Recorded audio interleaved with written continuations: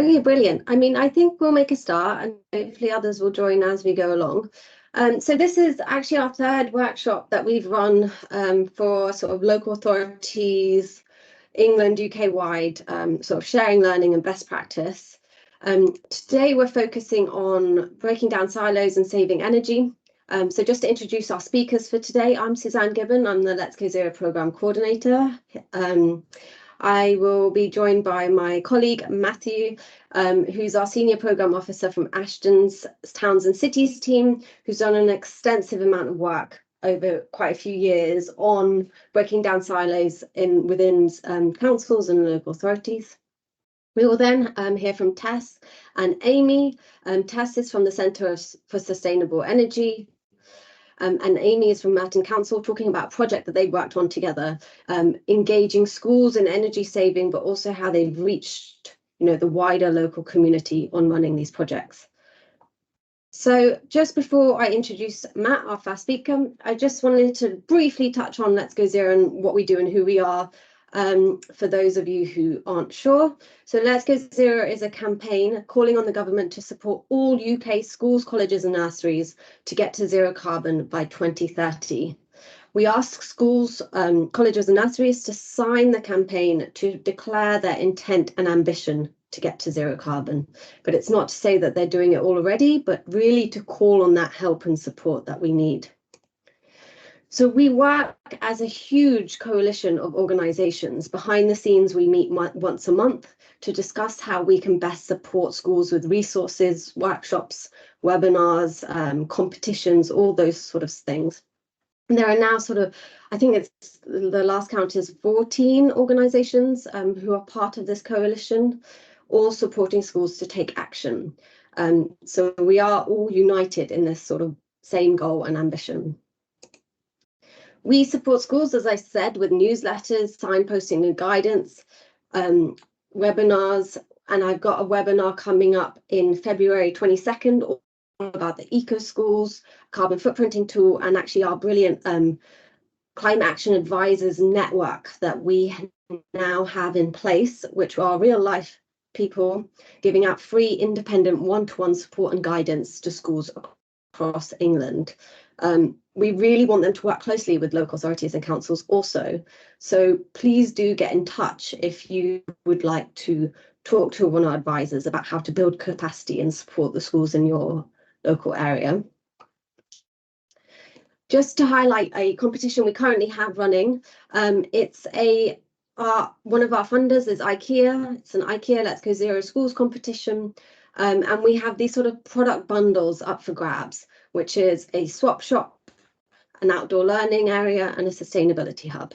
And so schools, all we ask is a really nice little video of what they are doing in their school already and what their ambitions are for the future. And so this is sort of, our previous winners, what they've done. So this is an old swap shop room.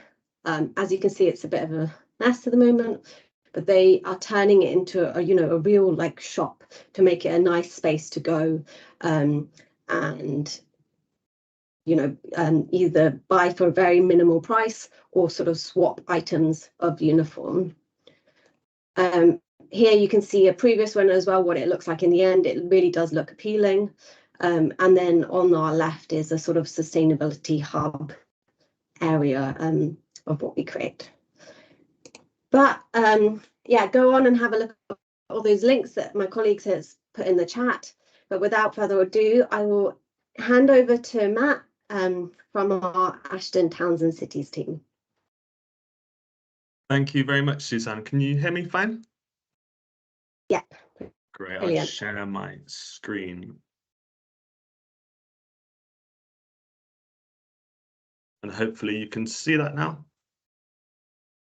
Brilliant. So thanks, Suzanne. I'm Matt Alawalia. I work at Ashden. I've worked at Ashden for about 4 years now. And my job is to kind of research local authority best practice on climate action quite broadly. So that encompasses schools, it encompasses retrofit, procurement, and a wide range of other areas. And basically our role is to share this best practice. And I'm really excited to be here today to talk about how local authorities can break down silos to fast track climate action. So a bit of background to Ashton's Sustainable Towns and Cities team. This is essentially Ashton's other UK team alongside Let's Go Zero. So what we do is we, as you can see on the left here under the business case, we create toolkits and we do research based on what local authorities' needs and barriers are when it comes to implementing climate policies. We set out examples, as you can see in the middle here, of what climate policies that are kind of implementable actually are and how people can go about achieving these. An example of the first two would be our co-benefits toolkit and also our 31 climate actions, which are toolkits and pieces of research which set out to local authorities and particularly local authority officers how they can get buy-in from their kind of senior managers on policies from a whole range of sectors. And then how we actually kind of try and have impact with this work is we kind of run networks and local authority hubs, a bit like the one you're at today. So we run networks in the Northeast, the Southwest, and in London for local authorities to come together to share best practice. And we also run a range of national networks as well. And we have an adaptation network coming up, which I think my colleague Frida will put some information into the chat shortly. This is a network where anybody from any local authority who's interested in adaptation, particularly where adaptation to increasing climate impacts affects their role, particularly also with schools, they can come along and listen to the best practice and connect with other people. So do look out for that. So that's what we do, and this works alongside the Ashden Awards, which is an an annual climate solutions awards program. So we look for innovative work in the UK and the global south, and try and get this best practice shared as well. We particularly try and show this to local authorities. The deadline for applying for the 2024 Ashden Awards is at about 5 p.m. today. So if anyone did have any final ideas or recommendations, you've got about 7 hours. So good luck with that. But let's talk about local authority governance structures. So why is it important? As you can sort of see on the right here, the direct local authority emissions, so the kind of greenhouse gas emissions that are in direct control of local authorities, is 2%. However, when you look at the kind of wheel of influence of local authorities, estimates vary on how much councils can control. So some people say 33%, some say up to 80%, and that's the way in which a local authority, if set up in the appropriate structures and is efficient and is talking to each other, can influence things like procurement and placemaking and building partnerships and networks to really kind of build a whole society kind of response to climate change. So the typical structure, so I guess the background to this is Ashden has spent sort of the last 3 years researching governance structures. So we've had conversations and meetings and workshops with councils and lots of different types of councils all around the UK to kind of map out what their structures are, what kind of teams they have when it comes to climate change, who does what, where they're located, just to try and see what advice and tips we could provide. And I'm basically going to summarize a lot of this advice for improving governance structures and breaking down silos to further climate action. So typical structures. When a lot of the climate emergencies were declared in 2019, I think a lot of local authorities were very quick to respond and build climate teams. And this looks like literally a council having a climate officer and a new climate team, perhaps with a climate lead. And what this often developed into was quite a siloed working structure where this, I guess, not helped by the pandemic, where working from home kind of progressed. Local authorities and these climate teams were a bit siloed and were kind of unable to kind of work across their kind of education teams or skills teams or waste or health. And what this meant is slower climate action. It meant climate action that wasn't picking up the right co-benefits. So it wasn't kind of maximizing value for money. So this has kind of been a real problem that we've picked up across the UK. And why is this so important, I guess, is that if you think about the kind of policies we need, particularly when it comes to schools, if we're trying to decarbonize schools, so that's kind of looking at how schools can reduce their energy demand, how they can improve their retrofit, the role of renewables, and also the kind of the planning and procurement elements that come into it. If we need a kind of whole local authority approach that can have collaboration between planning teams or procurement teams or food teams all on the same page. And two examples of how this works really well, I just want to quickly highlight as a kind of top level examples are Barnet and Hampshire. So in Barnet, they don't have climate officers, they have climate action coordinators. So they're not responsible for individual tasks or projects in terms of the actual delivery. Their role is when they have a program or a project to coordinate different people from different departments to further climate action. So if it comes to a schools project, they are coordinating with local waste teams and local health teams to make sure everything is joined up. And then Hampshire as well, they kind of overhauled their whole governance structure and created a net zero department whereby any kind of main program officer who was kind of, and their role is loosely related to net zero or needs to change with regard to net zero, were brought into one net zero department. So that really fostered a lot more efficient working. So what are the benefits of breaking down council silos? So the first one is cohesive long-term planning and really to ensure that the broad activity of the council doesn't contradict climate strategy. So I've got a lovely photo of a SUD here from a school in the south of England. And why this is important is if local authorities are not talking to each other. So an example, if a highways team is concreting and not using sustainable urban drainage systems, what you're essentially doing is creating more work down the line. So we know that flood risk is going to increase. We know that schools, many schools around the UK are more vulnerable to flooding and things like heat stress. And if we don't act now, when we're doing school upgrades or if new schools are being built, we're creating more work further down the line. Another example of this is when it comes to energy efficiency. There's a massive need to retrofit our schools, and as works are carrying out to upgrade schools anyway, if we're not putting in the right installation from the starting point, we're creating a problem further down the line. And what this kind of leads straight into is a greater attainment of climate co-benefits. So if we're breaking down silos, what it means is that skills and health and energy teams are talking to each other more, and we're basically working on one playing field, and these extra co-benefits which come from climate action are being achieved at the same time, which then helps to sell climate policies to communities or to decision makers broader behind and around local authorities.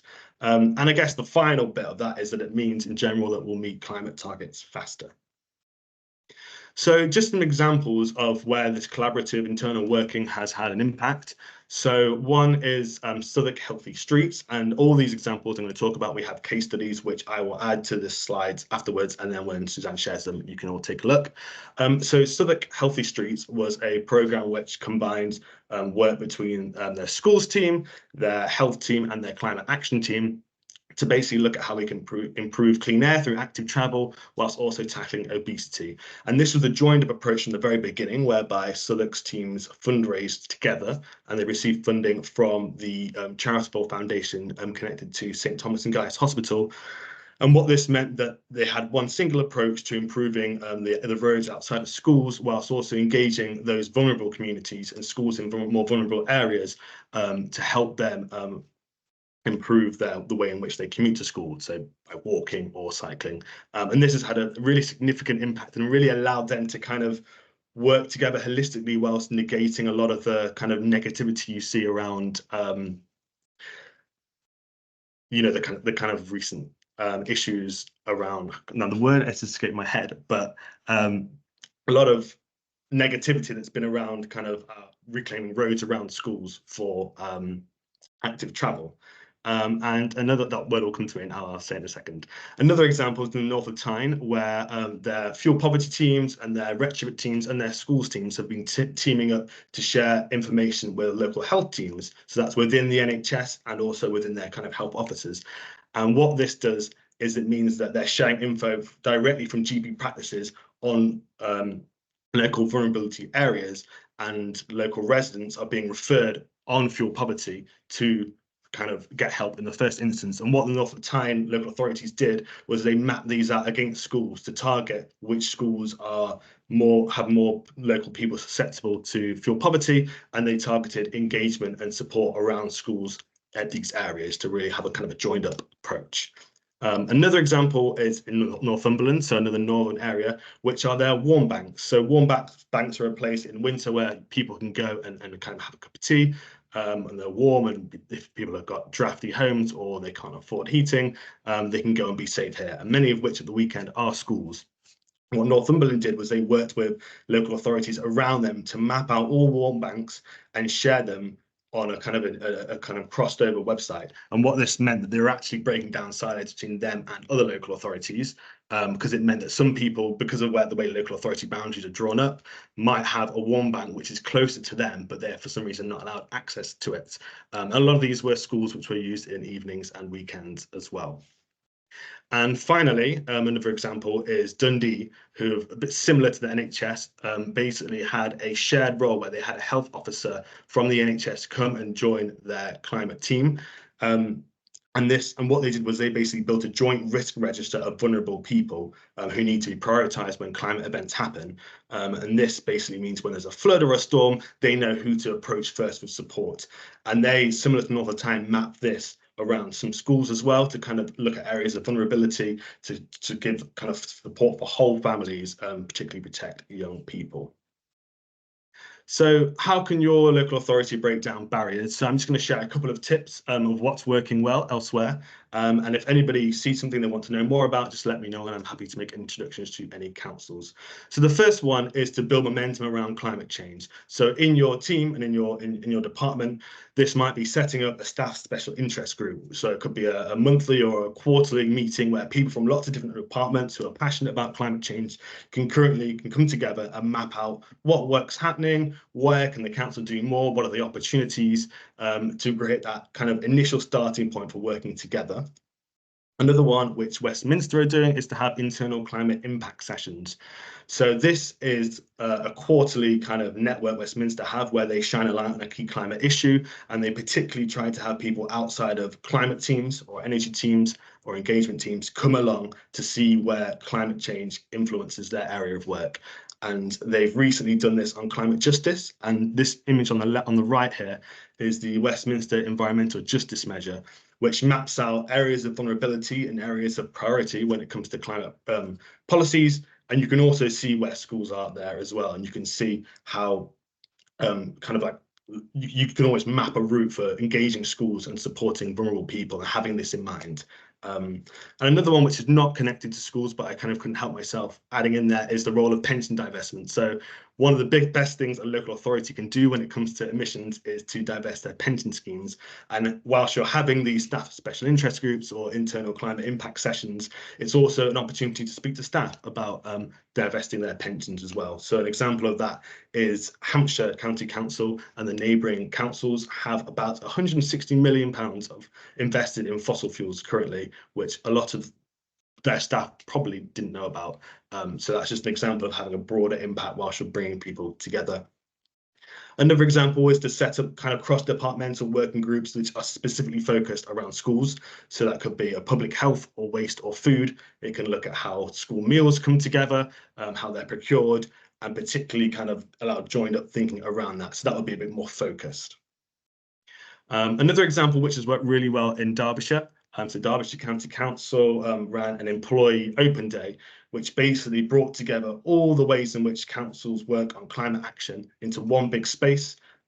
Every staff member was given more or less the day to come, like a council inset day.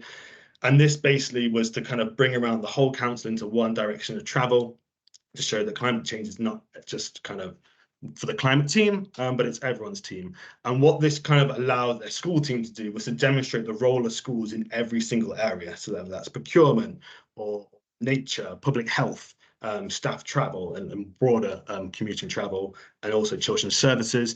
And it allowed people to describe and demonstrate co-benefits of climate action, the importance of what we're trying to do in person.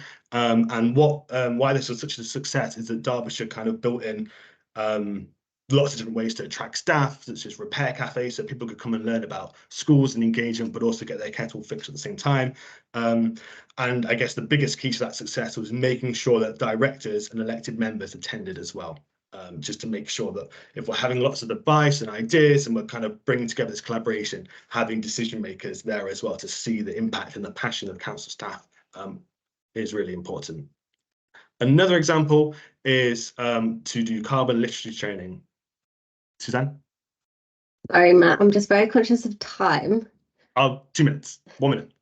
Yeah, brilliant. Another example is to do carbon literacy training. So this could be using your team to be carbon trained, and then working with any team in the council that works with schools to basically map out with them how their local authority approaches schools and how they can support schools in a better way. And some councils have also implemented decision-making tools, which means any person in any part of the council can use a simple Excel tool to look at what their policy or project they're planning intersects with schools and policies as well, to make sure thinking is joined up. And a final one I will talk about is Hackney's joined up approach to young people. So in their actual policy programming, strategy planning, Hackney defined what a child-friendly urban environment is, and they align this to the UN rights of the child, which kind of basically enshrined into their local government planning access to nature and safe, unpolluted environments. And what this did was it provided a cross-department focus on supporting young people, with schools being the hub of that. It allowed for safe streets, which you can see on the right here, where schools close school roads close to traffic between 8 and 9, 3 and 4.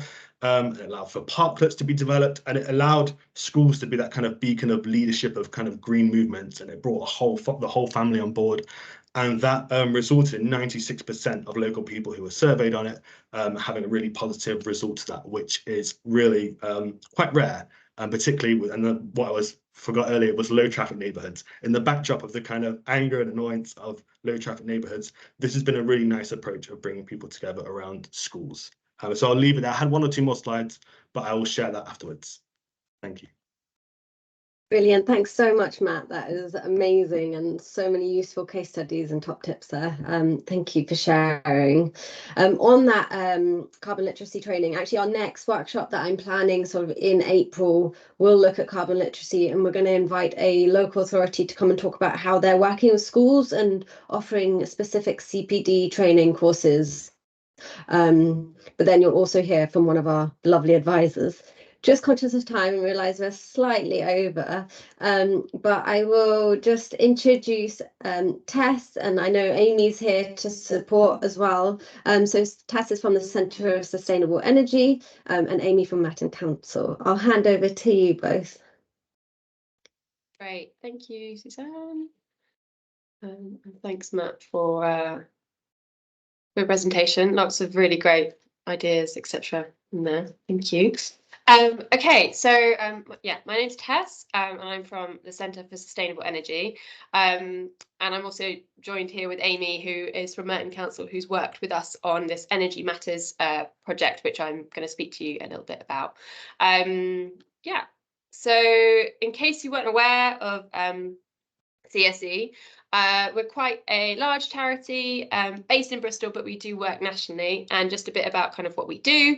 We're sort of focused on these 2 huge challenges that we're facing, which is fuel poverty, but also climate change. And we see these things as very linked, but also having the same solutions as well. So that's kind of everything that underpins our work. And how we do that is, firstly, we have a home energy team. So that's the team with on the phones in the top photo. So they're our largest team, and they're on the phones every single day giving fuel poverty advice to people who are unable to pay their bills, but also linking them up with local organisations that can support them to retrofit their properties, to make sure that they're not wasting their energy, as it were. So that's kind of our largest team, our advisors and our retrofit coordinators. We also have a research team who do lots of sort of data number crunching and creating lots of tools often for local authorities and for government departments. And a key part of the research team is to ensure that whilst we move towards our greener transition, that needs to be smart, but also fair. So we're really keen to make sure that in our green transition, we also bring along everyone, and including those people who are unable to pay their fuel bills. And then I work in the communities team, and I'm also joined by a colleague here, Lydia, who you might see in the breakout rooms. And our communities team work with schools, local authorities, other charities, And we kind of do a lot of capacity support, so we support them to do more locally based work. So that's kind of, in a nutshell, a bit of CSE if you hadn't already heard of us. And the project sort of focus today is our Energy Matters project, which has been funded by Merton Council. So this project started back in 2022. And it actually came from a local climate group in Merton. And they actually phoned CSE up because they'd found some old materials that we created back in 2003, which is when I was at school, about energy and climate change. And they really wanted to implement this in Merton. Yeah, they literally phoned us up and kind of came up with this idea. It was all quite different how the project came about. Essentially, we started to run a pilot for this. So we worked with 4 schools in South Merton, and we went through the materials and we updated them to make them a little bit more sort of fresh and new. And these 4 schools trialed these materials across across early years all the way up to Key Stage 2. And alongside this, we also ran some training for teachers and staff about being energy champions. So energy champions are people who have sort of a basic knowledge about how you can reduce your fuel bills and how you can access support locally. So we did that as well. And we also ended up having a number of events. So we had some energy cafes, which I'll speak a little bit more about in a moment. And this was a session run after school, sort of school pickup time, where families can come and get advice, get support, but also it was a celebration of the learning that the children had been doing over the sort of modules that we've been rolling out from early years up to Key Stage 2. So yeah, it's actually coming to an end in March, but the pilot was really successful. So we worked with those 4 schools, and then over the last few years, we've worked with about 10 different schools on sort of varying different levels. Why is this important? It's probably pretty obvious, but just to make sure we focus in on that. The cost of living crisis and fuel poverty are hitting us at the same time as the climate crisis. So we see this as a really key moment to make sure we do the right thing. And similarly, as sort of Matt was saying about sort of retrofit and preparing for the future, we have a housing crisis and we have substandard homes that people are living in, and that has a huge effect on children's development as well. So if you're living in a cold home, your concentration levels, your focus at school is obviously going to be impacted. So yeah, we just see these things are really kind of coming together in this kind of pool of issues. We also see that it's really important to empower young people to want to take action on climate change. We're hearing that more and more. And some of our learnings from our engagement with schools is that children already know a lot about climate change and they want to see action on it and they want to do the right thing themselves. And also there's quite a lot of climate anxiety amongst young people, and that's quite sort of almost acceptable. It's something that is happening more and more and is very understandable. So we need to make sure that educators are aware of that. Also, we see that schools are, and it won't become as a surprise to anybody, but they're really like the centre of their community, and they can be a really big driver of behaviour change. So not only is it about, this project has been about educating children from a curriculum level, but it's also what they take home in terms of learning a bit about fuel poverty, learning about how to save energy. So yeah, so we've been really lucky with this project with Merton to be able to kind of go into the heart of communities, because we're not place-based, but being able to find the teachers, the school staff and the students and the families, and be able to really encompass a lot of the community through some of our work. So what that kind of engagement looked like in terms of what we were doing with the schools. So as I said, we have these materials that are available and will be available soon on CSE's website. So we're encouraging as much as possible for teachers to pick up these materials and kind of run with them. We found that some feedback from our initial sort of pilot schools was that actually teachers more often than not, will just kind of pick and mix their resources. So it was less about a bespoke kind of program that they wanted to push through, say, 6 weeks. So we've developed the materials to allow the teachers to pick a bit for geography, a bit for science, because, you know, we think anyway that energy really cuts across a lot of the curriculum. Alongside that, we wanted to offer the schools some additional engagement. So some of the things we've been doing, we've been attending school eco committees. So sometimes that might be supporting the setup of them because they might not exist yet. So working with the teacher on those, but also bespoke workshops about a topic that eco committee might be looking at or that class might be looking at. So we worked with one school who was doing energy as a whole topic. So that was really, really great to be able to support them. So away from the students, we'd also been speaking to staff about fuel poverty, about energy, and climate anxiety as well, and how suggestions of how to kind of deal with that as well.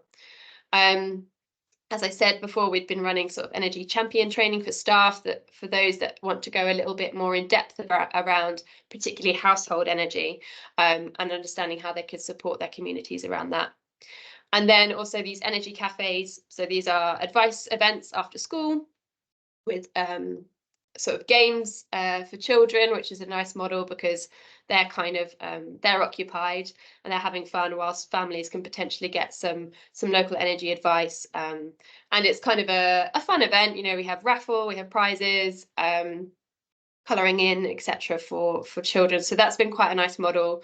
And I'm sure Amy can speak to this, but for the council and reaching out with the cost of living crisis, it's been a good way of reaching the families who might be struggling and not reaching out.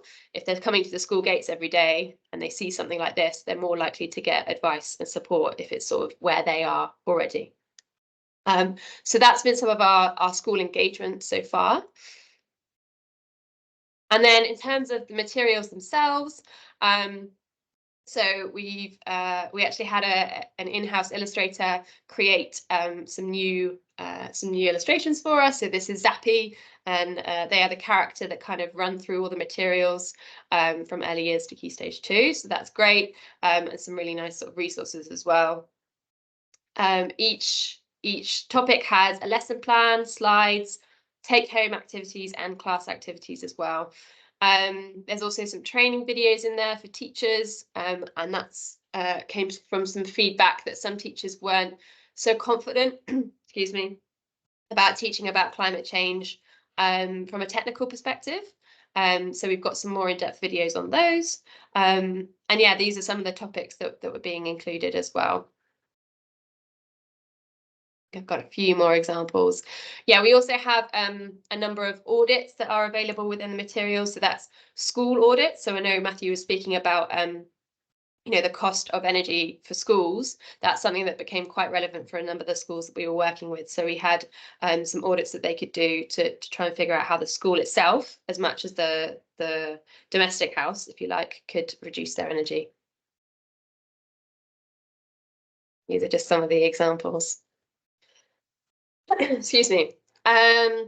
Okay, so just some reflections and some learnings from our work. So the project is going to sadly end in March, which it seems very strange, but some of the things that we've kind of pulled out is that teachers generally have very little time, and they're incredibly busy people, and they're very, very grateful for this support. So being able to be quite flexible with the schools, and whether that's going to their eco committee, whether that's going to their staff meeting, whether that's just supporting with them with some lessons, they're really, really grateful for that kind of intervention. The project was really, yeah, kind of quite a different angle in that it was trying to tackle at least fuel poverty and climate change at the same time. And that was a really key touch point, both for CSE, because those are obviously two of our, you know, that's our mission, is fuel poverty and climate change, but for the council as well, being able to support families through both of these really challenging aspects that we're facing at the moment. It's been a really great part of this project to be able to hit those two. Yeah, also sort of having that opportunity to engage with families around the cost of living crisis. And yeah, schools can be a really great way to reach families with energy advice. Kids talk and what they learn about, they do bring home, even if it's just a word here or there. We had some feedback from some of the teachers that, you know, the students were telling them off for having the lights on a sunny day, and just things like that. Just bringing that everyday energy advice and focus to the fore has been great. Yeah, we had some feedback from some teachers that they sometimes feel a bit ill-equipped to teach about climate change, specifically around renewable energy and technologies. So we were able to respond to that from CSE's kind of level and expertise, which has been really great. We understand that the Department of Education has a strategy around climate education, but in our opinion, it doesn't really go quite far enough, and teachers are still a little bit hazy about what their role is. And finally, which I think is probably at least my most hopeful kind of reflection, is that children from a really young age already know a lot about climate change and what needs to change. And they have so many creative ideas and questions, and really thinking about, you know, future generations and what the consequences are. We need to be able to support these young people as best as we can going forward in the future. So yeah, that's all from me. I don't know whether Amy has any reflections from like a council level working on this project, but I'll just stop sharing my screen. Yeah, hi everyone. Just to add, because obviously Tess has covered a lot there. From our perspective at the council, the project, it's just been so good for creating like an initial offer for schools from the council in collaboration with the residents who actually came up with the idea. It's been such a sort of focal point of partnership working, but the support offer has actually allowed us to go on then and set up a green schools network and actually have something to get started with the teachers, where they do feel like their hands are going to be held throughout the process a little bit, that they're going to be really supported to sort of embed energy education across different parts of the curriculum. And I think it goes deeper than some of the sort of more lighter touch things that we know schools like to do, sort of plastic reduction campaigns, little, you know, awareness raising days, things like that. It really does go deeper and it really reaches out into the community as well, which, as Tess said, has been so important with our sort of cost of living action campaign that we've been running. Connecting residents with sort of advice and support through our energy advice partners in the borough that we've been working with as well. So I think it's just all in all been such a fantastic project, a really well-rounded project that's sort of hit so many of our objectives. Yeah, like Tess says, it's still challenging engaging with the teachers, and it's something that just requires this continued effort and quite a lot of persistence. But I think yeah, we've done really well with the project and hope to continue some of that through the Green Schools Network as well. And also just to add, so there's a new sort of officer level network for officers who are leading on sort of climate action in schools. If anyone here is interested in joining, some of you might already be in it, and I'm sure it's lovely Charlotte Milner from Brent won't mind me plugging that. So if you want to get in touch with me afterwards, then that's fine, and I'll put you in touch with her to get involved in the group. But yeah, just to say also thanks to Tess, like the project's been so well managed, well run. So yeah, I'd encourage any of you to get in touch with CSE if you want to think about doing something similar in your own borough as well. Thanks so much, Tess and Amy. That was really great, and it really, I mean, I'm so happy, Tess, you said schools are, you know, the pillars of our communities. It's what we always say, and I think what everyone on this call knows is by working with schools, you can reach so much further afield. Just conscious of time, so we might skip questions today, but I'm going to drop my email address in the chat box, and I will be sending around a summary of the chat and all the brilliant links that everyone's shared and the PowerPoint and resources that our colleagues have shared today in the presentation. And we'll head into breakout rooms. We've got a few questions that we want to sort of ask, and my colleagues will be in the rooms to help facilitate and chair these questions. I'm afraid we've got 15 minutes. I know it's a bit tighter than normal,